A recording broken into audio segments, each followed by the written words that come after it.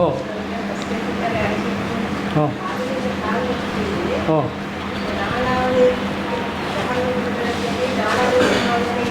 ஓ சுபோலர் கடைசி ரக்காத்தில். ஆமாம் ஆமாம் ஆமாம் ஆமாம். அதாவது அவங்க என்ன கேட்குறா, அதுதானே கேள்வி. சரி, அவங்க என்ன கேட்குறாங்கன்னா, சுபோ தொழுகையில் அத்தையாத் இருக்கும்போது எப்படி அமரணுமென்று கேட்குறாங்க. லுஹரில் 4வது ரக்காத்தில் அமர்ற மாதிரி தானே அமரணுமென்று கேட்குறாங்க. அப்படி தான் சுபோவுக்கு 2 ரக்காத்.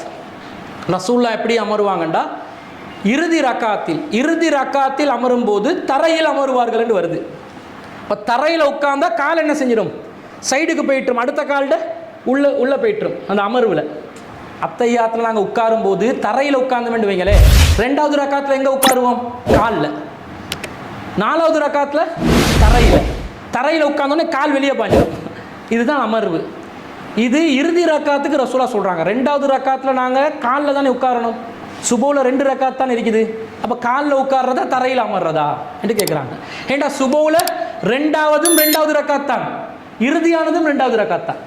அதனால் எப்படி உட்கார்றதுன்னு கேட்குறாங்க. அந்த இடத்துல தொழுகையை முடிக்கிறது. அது சுபோவில் 2வது ரக்காத் என்பது இறுதி ரக்காத்தை எடுக்கணும். இறுதி ரக்காத்தில் தரையில் அமர வேண்டும் என்பது தான் நபி வழி.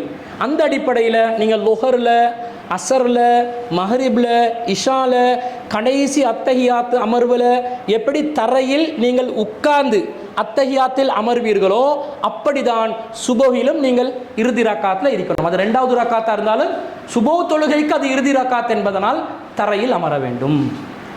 சட்டம்.